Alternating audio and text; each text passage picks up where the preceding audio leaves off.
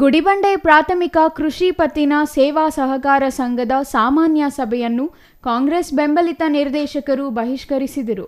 ಈ ವೇಳೆ ಉಪಾಧ್ಯಕ್ಷ ಜಿವಿ ಗಂಗಪ್ಪ ಮಾತನಾಡಿ, ಕಾಂಗ್ರೆಸ್ ಬೆಂಬಲದಿಂದ ಅವಿರೋಧವಾಗಿ ಅಧ್ಯಕ್ಷರಾಗಿ ಹಾಗೂ ಡೆಲಿಗೇಟ್ ಸದಸ್ಯನಾಗಿ ಮಂಜುನಾಥ್ ರೆಡ್ಡಿಯನ್ನು ಆಯ್ಕೆ ಮಾಡಿದ್ದು, ಅವರು ಪಕ್ಷಕ್ಕೆ ಹಾಗೂ ಅವರಿಗೆ ಬೆಂಬಲಿಸಿದ್ದ ನಿರ್ದೇಶಕರಿಗೆ ಮೋಸ ಮಾಡಿ ಬಿಜೆಪಿ ಸೇರಿ ಡಿಸಿಸಿ ಬ್ಯಾಂಕ್ ನಿರ್ದೇಶಕರ ಪಟ್ಟ ಕಟ್ಟಿಕೊಂಡಿದ್ದಾರೆ ಎಂದು ಆರೋಪಿಸಿದರು.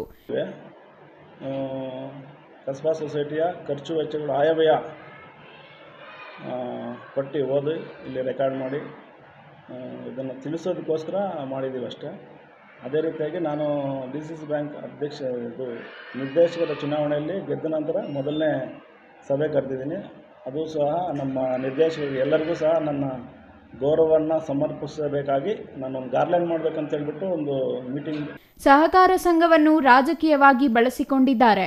ಆಪರೇಷನ್ ಕಮಲ ಎಂದು ಎಲ್ಲೋ ಇರುವ ಬಂಡವಾಳಶಾಹಿಗಳು ಇಂದು ಸಹಕಾರ ಕ್ಷೇತ್ರಕ್ಕೆ ಎಂಟ್ರಿ ಕೊಟ್ಟಿದ್ದಾರೆ. ಇದು ಶಾಶ್ವತವಲ್ಲ.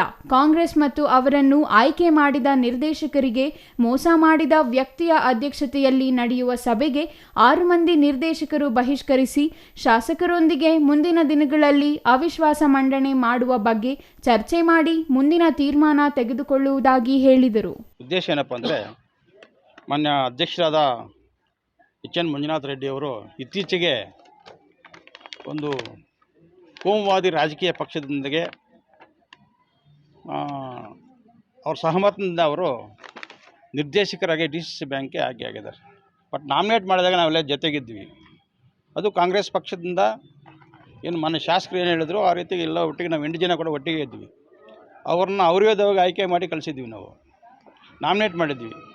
ಮಧ್ಯದಲ್ಲಿ ಈ ಆಪರೇಷನ್ ಕಮಲ ಇದು ಇವತ್ತಿಂದಲ್ಲ.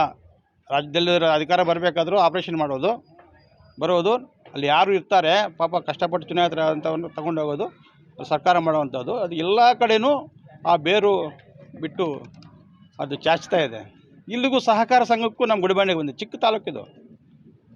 Satish Babu, CTV news, Gudibande.